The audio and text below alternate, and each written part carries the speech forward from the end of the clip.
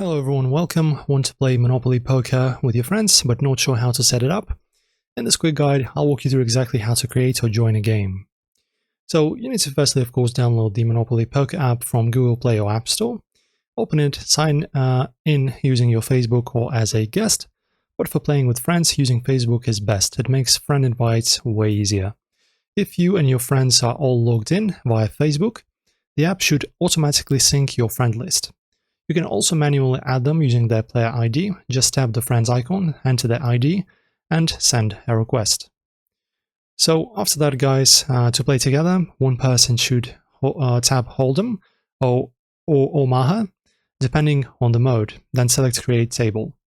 Customize the table settings like buy-in and blinds. Make sure to toggle the option for private table so only invited friends can join. Once the table is created, you'll get a table code or invite button. Share the code directly with your friends or send the invite through the in-game friend list. Once everyone joins, the game will start. And that's how you play Monopoly Poker with your friends.